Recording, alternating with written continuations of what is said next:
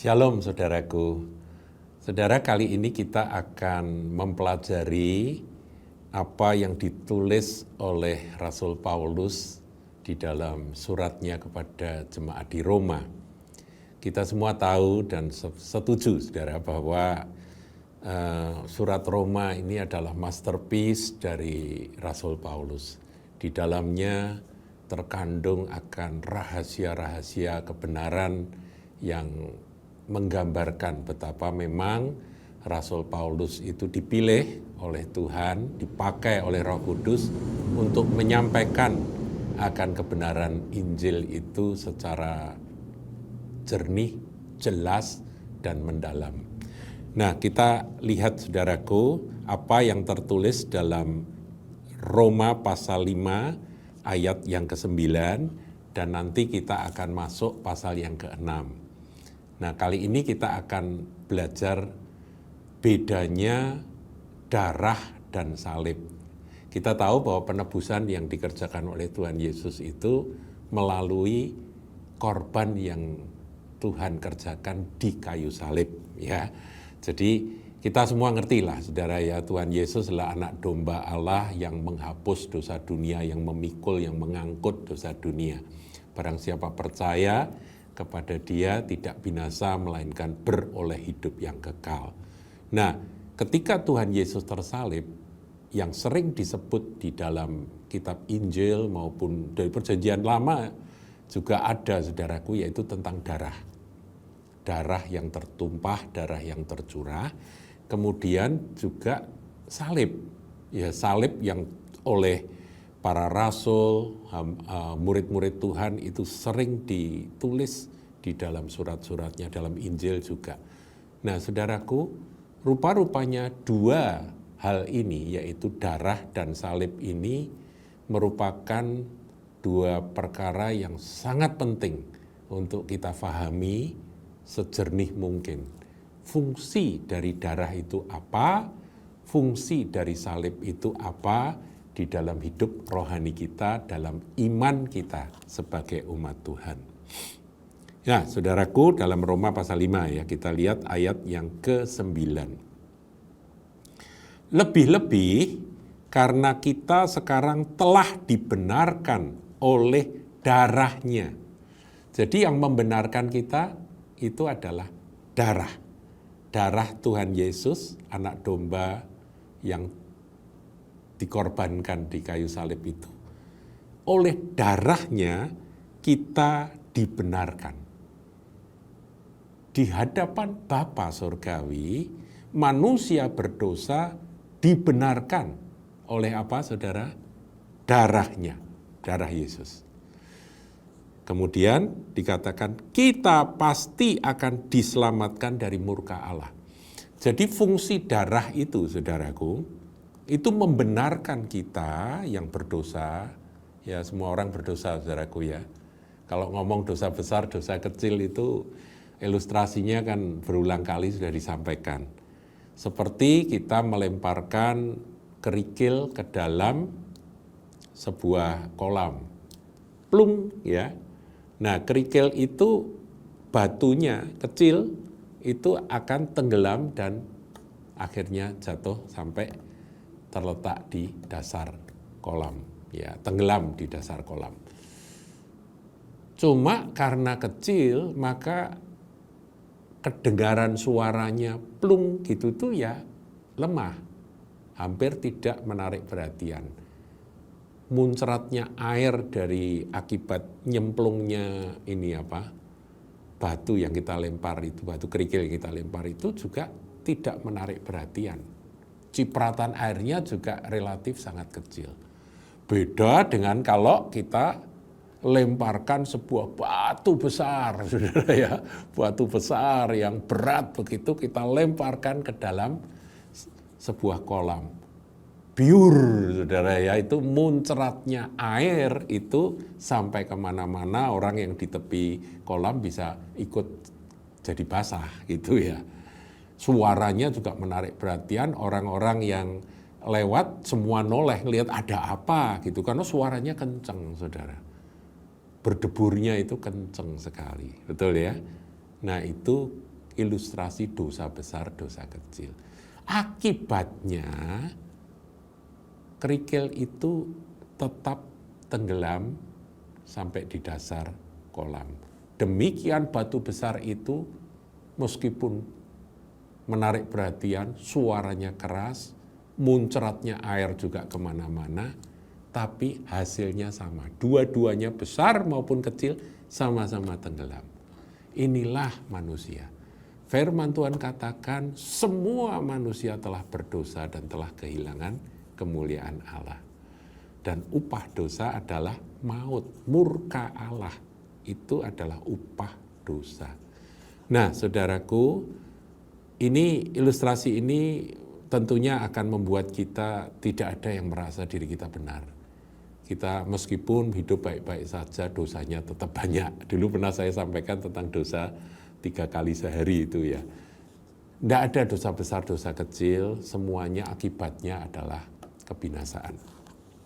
Nah, oleh sebab itu saudara, satu-satunya cara menurut firman Tuhan ini adalah darah.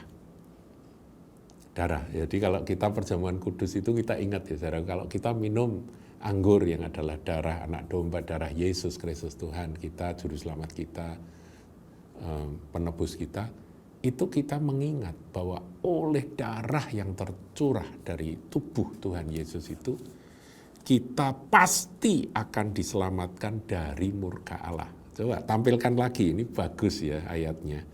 Lebih-lebih karena kita sekarang telah, sudah, sampun, already gitu ya, dibenarkan oleh darahnya. Jadi ada darah, ada pembenaran. Dengan demikian kita simpulkan darah Yesus itu fungsinya untuk membenarkan kita di hadapan Allah Bapa di surga. Jadi kalau ada darah, maka Bapa menerima kita sebagai anak yang suci, yang kudus, yang benar. Tuhan tidak mengingat-ingat dosa kita kalau ada darah Yesus, darah putranya yang tunggal. Paham ya saudaraku? Jadi iman saudara kepada Tuhan Yesus itu harus sampai kepada iman kepada darah. Itulah sebabnya kita melakukan perjamuan kudus. Mengingat bahwa kita sudah dibenarkan dan diselamatkan dari murka Allah. Jadi sekali lagi, darah itu untuk Allah. Allah kalau lihat darah, dia melihat kita suci. Dia melihat kita tidak ada dosa karena ada darah. Paham ya saudaraku ya? Nah, ayat-ayat yang lain banyak yang saya tidak sebutkan ya, di dalam 1 Yohanes juga ada bahwa darah Yesus itu menyucikan kita dari segala pelanggaran kita. Nah, saudaraku, itu darah. Nah, terus bagaimana dengan salib? Salib itu fungsinya apa? Nah, kita lihat sekarang di dalam Roma pasal yang ke-6. Kalau itu pasal 5, sekarang pasal 6. Ayat yang ke-6. Karena kita tahu bahwa manusia lama kita telah turut disalibkan. Jadi diawali dengan kalimat karena kita tahu. Jadi ini harus menjadi sebuah pewahyuan, pengetahuan yang menimbulkan keyakinan yang tidak bisa digoyah. Yaitu bahwa manusia lama kita, saya dulu pernah sampaikan manusia lama, manusia baru, saudaraku ya. Kita ini setelah menerima Yesus, kita menjadi manusia baru. Yang lama sudah berlalu, yang baru sudah datang, kan begitu ya. Nah, manusia lama itu harus kita sadari telah turut disalibkan supaya tubuh dosa kita hilang kuasanya, agar jangan kita menghambakan diri lagi kepada dosa. Ini perjalanan hidup kita. Harus ingat senantiasa bahwa ada kuasa salib. Paham ya saudaraku? Ada kuasa salib. Kalau tadi kuasa darah untuk Allah. Dengan darah Allah Bapa melihat kita suci. Jadi kita bisa menghadap Tuhan, menghadap Bapa tanpa ragu. Tanpa kita ada kepastian, begitu saudaraku ya. Jadi ada kepastian bahwa kita pasti bisa diterima oleh Bapa. Karena Bapa hanya melihat ada darah atau tidak. Jadi keselamatan kita dari murkanya itu, tidak ada murka lagi kalau ada darah Yesus. Jadi darah itu fungsinya untuk Bapa. Tapi salib itu fungsinya untuk kita. Karena kita yang masih hidup di atas muka bumi ini ada pergumulan. Ada pergumulan, yaitu bagaimana kita mengalahkan akan dosa. Kita tahu kita sudah diampuni. Tahu sadar sepenuhnya bahwa kita sudah menjadi milik Kristus, ada meterai darah Yesus, kita diterima oleh Bapa. Tapi hidup kita kan harus diubahkan dari hari ke hari menjadi semakin berkenan, semakin dikuduskan, dan semakin meninggalkan akan kehidupan dosa. Dosa apapun, perkataan, pikiran, dan perbuatan.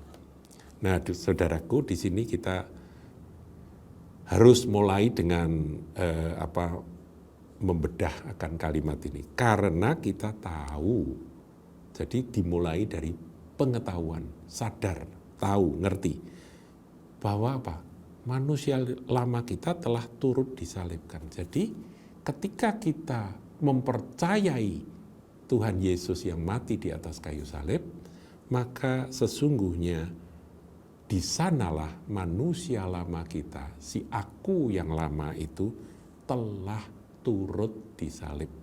Istilah saya itu melihat, ya kalau saudara membayangkan gitu, Tuhan Yesus, Tuhanku mati di salib gitu ya, terpaku di kayu salib, saudara bisa nonton film The Passion of Christ dan sebagainya ya. Itu memang benar Tuhan mati di salib. Tapi apakah saudara melihat bahwa manusia lamamu telah ikut disalibkan bersama dengan Tuhan?